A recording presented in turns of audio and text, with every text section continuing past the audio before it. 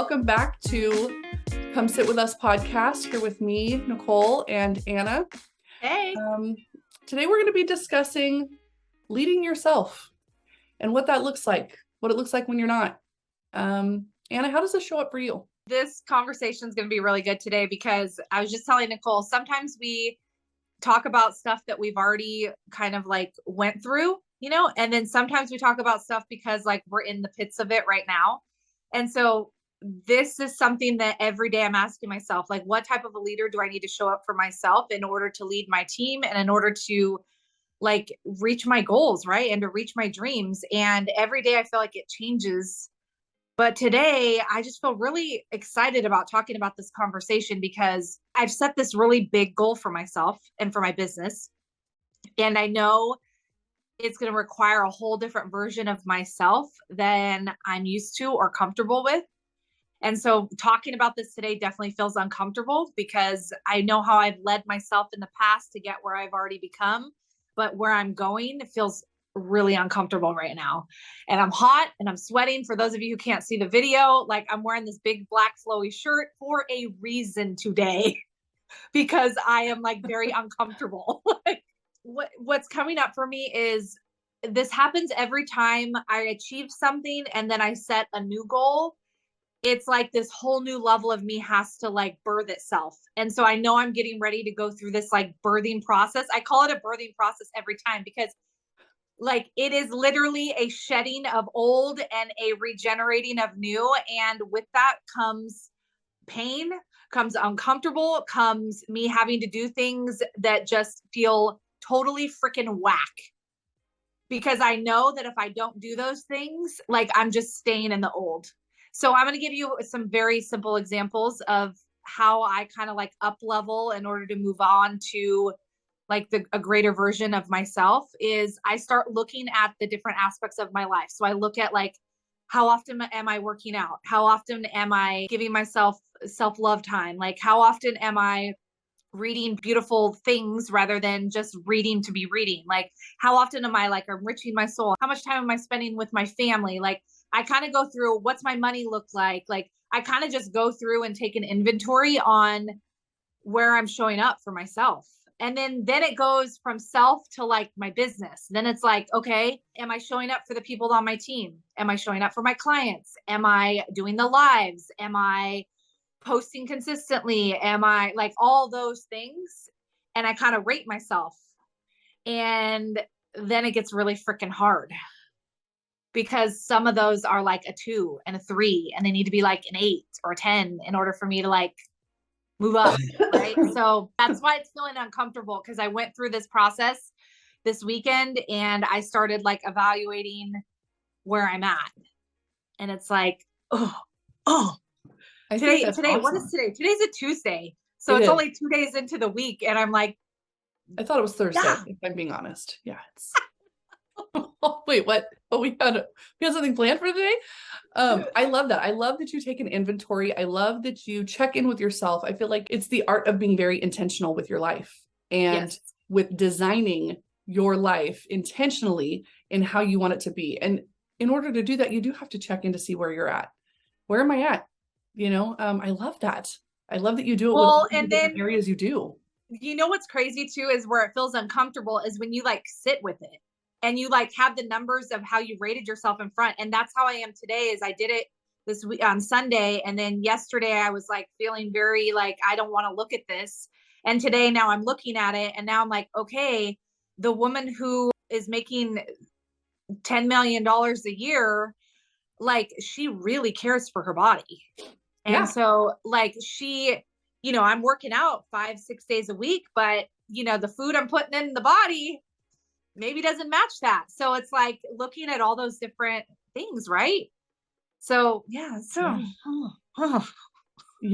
Sometimes it's really hard to be able to take a look at those things. So Nicole, seriously, dude, like what are your benchmarks when you know that you are not being a true leader to yourself? Like, is there something that happens that triggers it where you're like, whoa, I'm not leading myself? I feel like it right now. Like if I'm being completely honest, I'm here right now. We had a conversation last week, you and I, and I had like a total fall apart. And if I'm being completely honest, I have not followed through with the things that I said to myself that I would do. And I don't know what is stopping me. I don't know why I continue to put me and the things that I need to do for me on the back burner continuously. And I know that you said it last week, Nicole, we're going to have the same conversation in a month.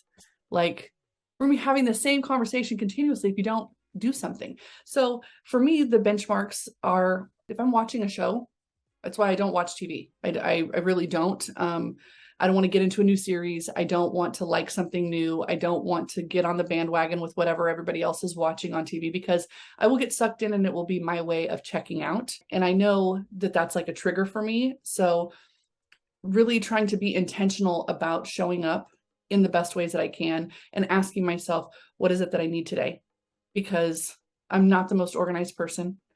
Anna and I are so very different in the way that we lead our lives. And I love how she leads her life. I really love how you do that. And it is a goal for me to be more like that in the way that I lead myself, because it's beautiful to see and to see how it works for you. I think that whenever I notice, it's whenever I'm in a place where I don't feel well, like me at my core, I'm like, something's off. And then that's whenever I have to start asking myself, okay, shit. Yeah. What is it? Where am I not showing up for me? And more often than not, it's not going to bed at a decent time. It's trying to stay up so I can check out later, to have that time to myself. And instead of using it wisely to pour into my cup, I'm using it to check out. So TikTok is not my friend. I'm sorry, TikTok. I love TikTok for so many things. Like, I will get stuck on herbal talk all day long because I want to make tinctures and potions.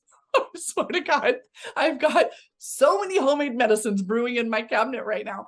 But that was some way that I kind of poured into myself. I did something nice for myself, but then I have to like get off TikTok to do it, right? Doing my daily meditations. And yesterday I've kind of gotten away from using an app. And I'll put on, some solfeggio frequencies. I'll put on some binaural beats, whatever. And I'll just sit there and like meditate. And sometimes I don't feel like I get as deep as I'd like to, but those are the things that I do for myself. Like, I hate journaling, so I don't really do that. I'm going to be honest. I tell my clients to journal, but I hate it. So for me to like figure out what it is that where I'm not leading myself, it's more often than not, it's those two things. It's scrolling social media too much, and it's not doing my personal meditation. It's not saying no to things that I want to say no to. You know what triggered this conversation also is I had this amazing client. Like, I just adore her. Yesterday, she said to me, like, how did I get here? How did I get to this spot in my life where I no longer love myself, where I'm doing things for everyone else, where like all of a sudden everything else matters more than me. And this conversation of kind of like losing a piece of ourselves or losing ourselves is such a huge conversation, especially as women. And I know, like, I want to ask you this, Nicole, because I know we've both been in that spot where we've looked in the mirror and thought, I've done it multiple times, like, especially after I had kids and I was trying to find my way and my career and my life and my marriage. And I see myself and I'm like, how did I get here? And it's not that it happened like, do you think it happens like in a moment, or do you think it's over time that like these things add up and then all of a sudden you're in a shitstorm, or all of a sudden you're like, what? This is not who I was born to be. Okay, so I'm gonna tell you, I think that it is a culmination of things. I think that we get in relationships and we want to put our best foot forward. I firmly believe that we are the representative, and the person that we're meeting is the representative when we first meet them. They're putting their best foot forward. They're on their best behavior. And if we are so caught up in the idea of what we think we're supposed to be doing as women, then we do these things and they start to like, we're doing it. Oh, wait, no, look, see, I'm being a good wife. I'm making his lunch. I'm making his dinner. I'm doing all these things. Oh, look. And then there's Pinterest, and then there's social media. So then I get to sit there and like compare myself to what it looks like everybody else is doing. And I should be doing this. I should be being super mom and like homeschooling my kids and having this beautifully clean home and classroom and designer goods everywhere. And it should just be so, and making these Pinterest worthy meals. Do any of those things show that you're doing for yourself? If those things truly light you up, and that truly is like your passion and your calling is to be of service to your family or to people, whatever, then that's fine. If that works for you, that's great. But If it's not, then you got to be honest with yourself. Yep. You got to be able to say, hold on, and realize it's going to be very, very uncomfortable for the other people in your life that you have been this other person for. When you're not being true to you and you're being this other person for everybody else. Well, here I've got to be this freaking martyr. We do it to ourselves. My husband doesn't ask me to do these things for him. I started doing them and then I didn't know how to say no because he became accustomed to it. So when I didn't make his lunch or his breakfast, you know, he was getting like going to work early in the morning and I was pregnant and I was home. So it was like, well, why not? Like, how selfish that I can't help him out, you know? But then when I didn't want to do it, he'd be all pissed off because here he woke up thinking he had a breakfast made, so he didn't need to wake up early to make it for himself. So it would like throw his whole day off. And I would get mad and feel totally taken advantage of when really I put myself in that damn position. I did that. Yeah. I said, hey, this is the kind of wife I want to be. And then whenever I pulled back, I didn't have that conversation. I just pulled back. And he was like, what's going on? And then I became offended. So I think that being aware, you know, I think that being aware of like, don't be so quick. We don't need to be reactive. If someone asks us, hey, can you do this? I'm going to need to sit with that for a minute. Let me take a minute. I don't need to give a yes or no right now. I need to really like talk to myself and say, what, you know what, do I really want to take this on? I know I want to be helpful, but at what cost to me? And, yep. You know, I think that turn off the freaking Pinterest shit. Stop comparing yourself to the friends on Facebook who think that they've got it all because people only put their best foot forward. You got that one friend that's on there with hella drama and that's how you keep them on there. You're like, oh girl. But you know, typically people don't put all that on there. You know what I mean? Like they don't put their own drama on there. They don't put the real life situations that are happening in their home, in their marriages, and with being parents of young children and teenagers and all that encompasses in the world today. They don't put on there their struggles with spirituality. You know, they don't put on there the struggles that they're having. So it's very easy to think that everybody else has got it all together and that you should be doing all of these things because look, everybody else seems to have it together. I mean, she's got 6 kids and she's got this successful business and she's been married for 40 years. And like, look, they just totally make it work. They look so in love in these Instagram photos. Stop it. Stop comparing. You know what? Oh, I agree with like all of those. Sorry, I went off on a tangent. No, I love this tangent because I agree with all of those words you said. There's one part of it that I really connected with. It's something I've struggled with in my own marriage and also relationships, like with business relationships or, you know, people in the community or whoever I'm working with clients, is that the expectation that I set is different than what they set. And I'm going to give you a couple of examples. So in my mind, when I got married, like I was seeing through what my mom did and what our family did that, you know, you took care of your husband a certain way, right? And so I revolted completely against that and decided I'm not doing any of that shit. And that was not good. That was not healthy. Like, okay, like that's definitely not a good spot I feel like I'm in a good spot now, but it took some growing. We've been married for like 15 years. So yeah, it's definitely taken some time and I'm a very slow learner. I'm going to give you something practical to give you guys an example of what my life looked like when I had little kids. My kids are 6th and 7th grade right now, but when they were babies, my husband stayed home with them for the first 7 years that I worked away from the home. And so my thing that I had put on myself was that I should definitely always keep the house spotless. Like that should just be a thing. I should always cook like amazing meals, like all this pressure. So after working, 60, 70 hours plus commuting every week, like that was the expectation I put on myself, which was freaking ridiculous because my husband, the reason I married him is because he doesn't care about a clean house, like at that level. He's like, let's just clean up a little. Like we don't need to have this spotless, pristine house. Reason I married him, right? Because I know my tendencies. The food, he could give a shit if we ate at fast food every day. Like that's not important to him, right? Like to him, important is like just us hanging out together. If we're watching a movie while we're eating, he's fine. So these expectations that I thought I was supposed to do were like completely not true. One day he says to me, he's like, you're driving me crazy with this clean house thing. Like you saw how I grew up. Like, I don't need that. Like the house doesn't have to be spotless. I love you just as much for being. Even to this day, I still struggle with it that I look like crap. Okay. I'll have no makeup on, tore up, 30 pounds overweight. And he's like, damn, you look good, dude. You look really hot. And I'm like, what is wrong with your eyes? Like there's something. So it's like these like expectations that we put on ourselves are not always other people. They're like our own from how we've been conditioned or what we've seen in the world or how often we look on social media. For me, it hasn't been the expectations of others that I've let down. It's the expectations of myself that I've had to like adjust and recalibrate because it's not feasible. And my mom is also another important person that reminds me, she's like, hey, Anna, I stayed home with you. Okay. And I did all that stuff that, you know, traditional like wives did, right? She's like, I didn't have a full-time job. Wasn't the PTA president. I wasn't on this board in the community. I wasn't, and she names off all the stuff that I do. She's like, so give yourself a freaking break, dude. Like that's taken time and maturity and like grace for myself.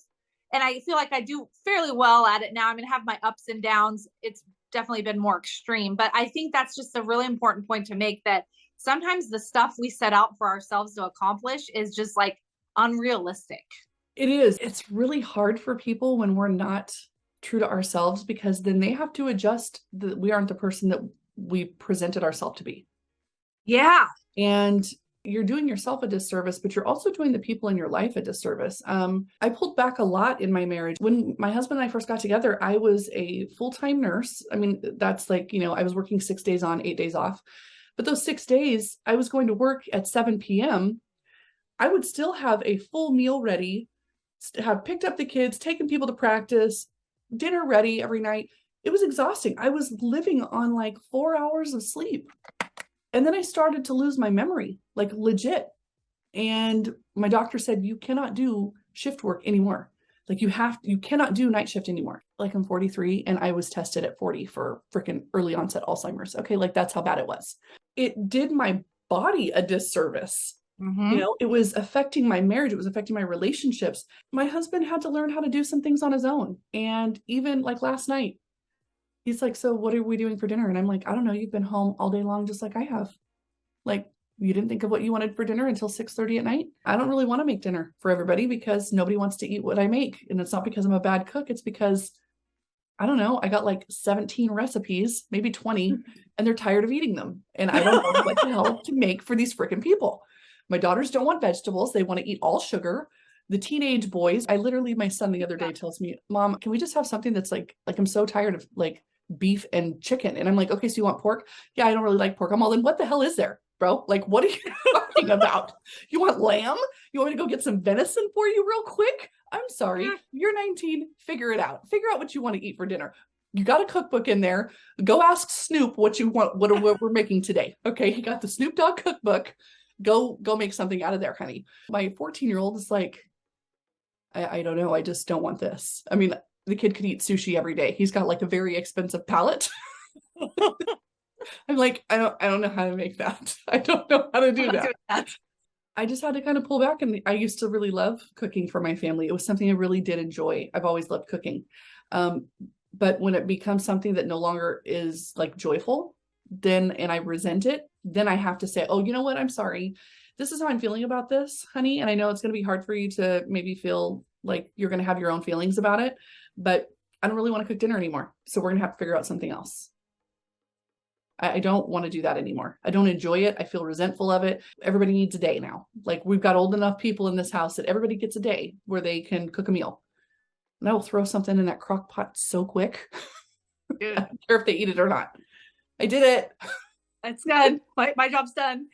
So the hardest part of becoming the leader of ourselves first is that we no longer get to put blame or expectation or like requirement on all those around us. We get to look right here first.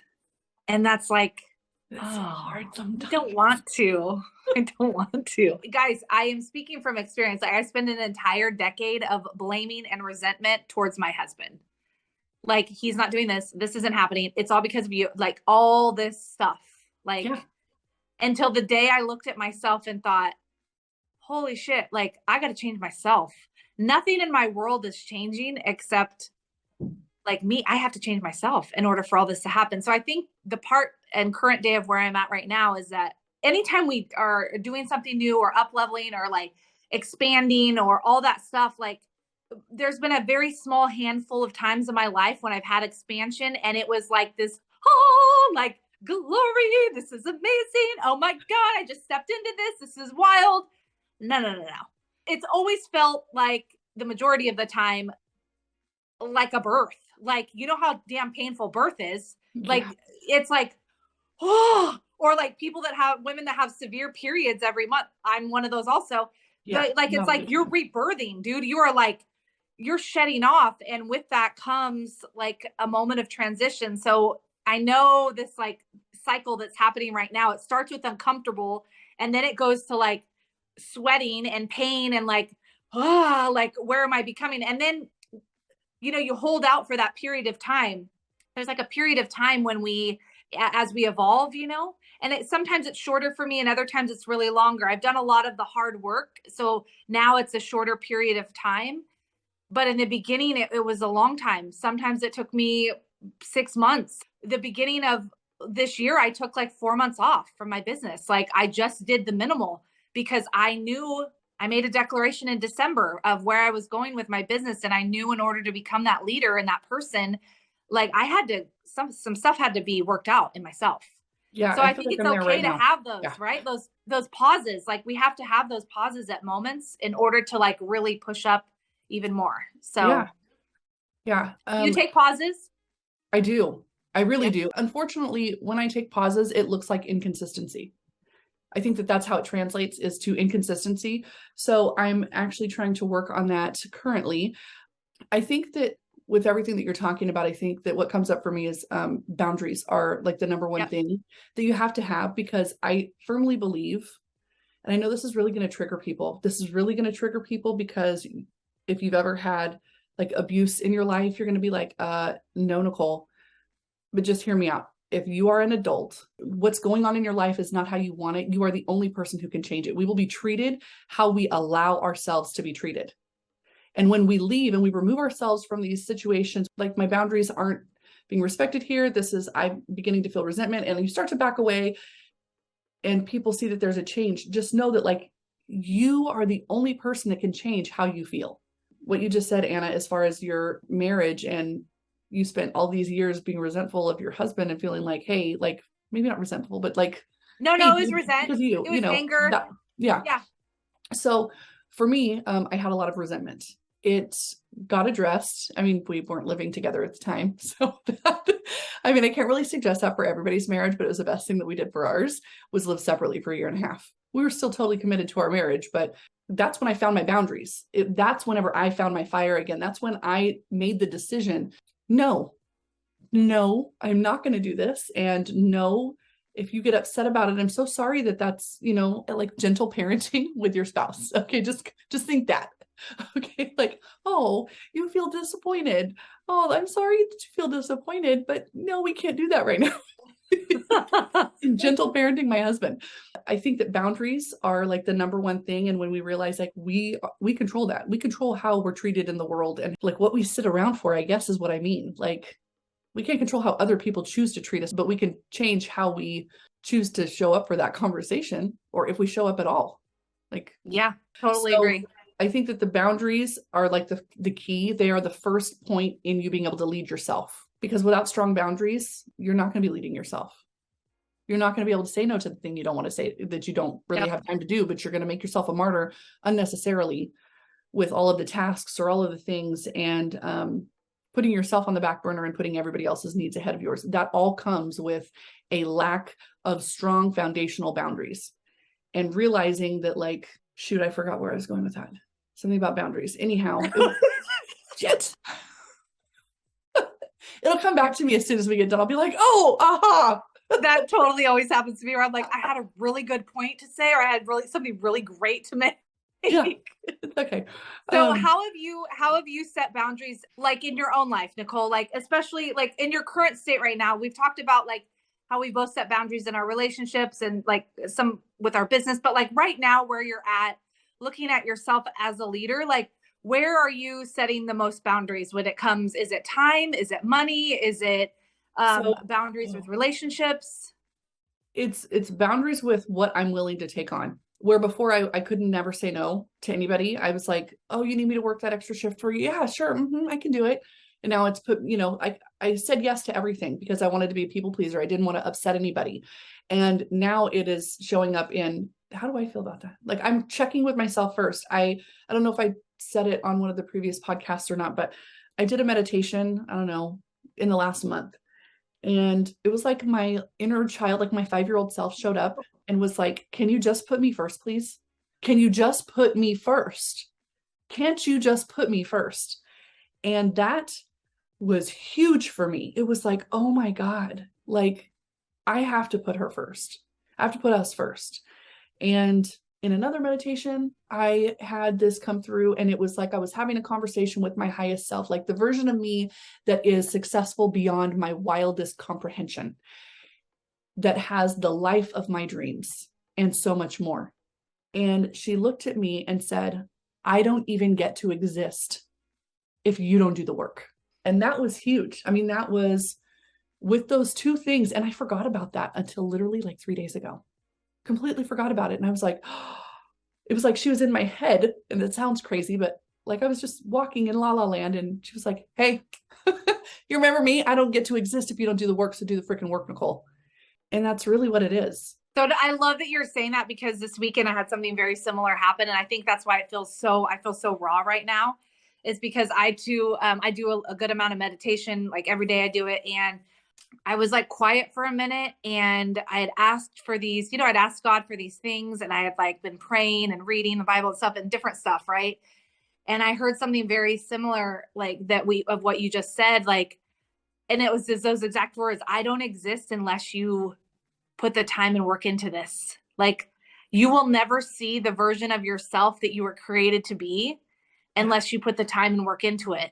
And that just hit me like a damn freaking brick on the head. It was like, what? Like, yeah, I am putting in the work. And it was like, no, you're not. Like, you're half-assing. I helped build different brick and mortar salon spas.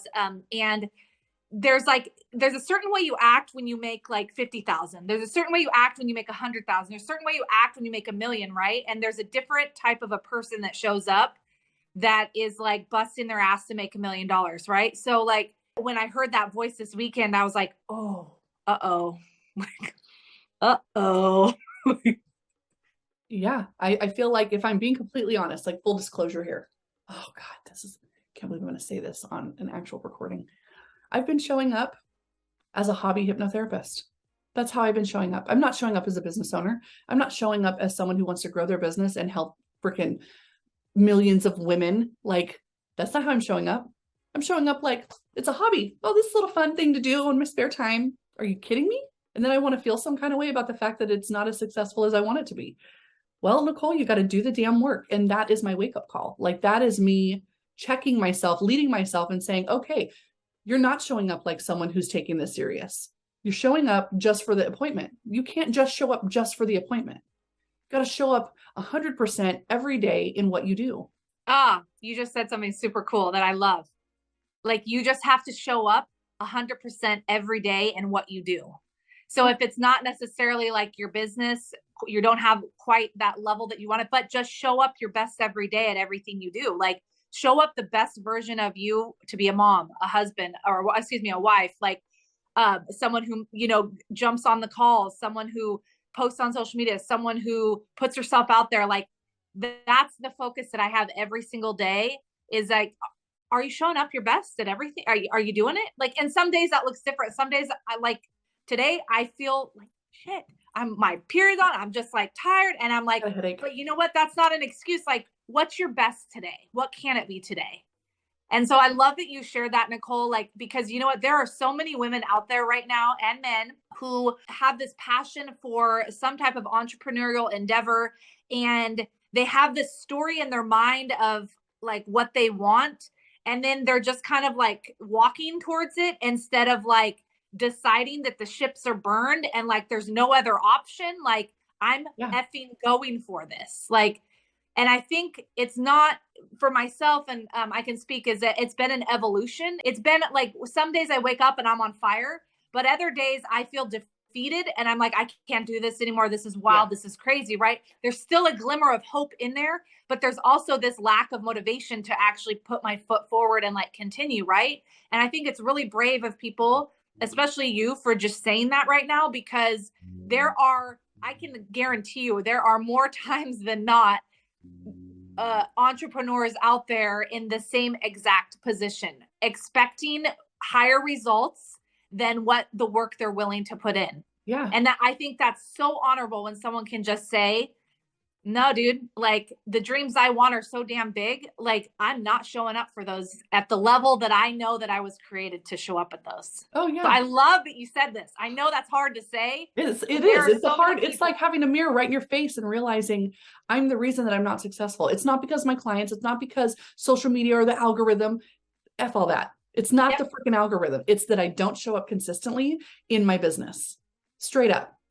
And sometimes it's because I'm sitting there feeling sorry for myself, being like, well, I don't know what to say.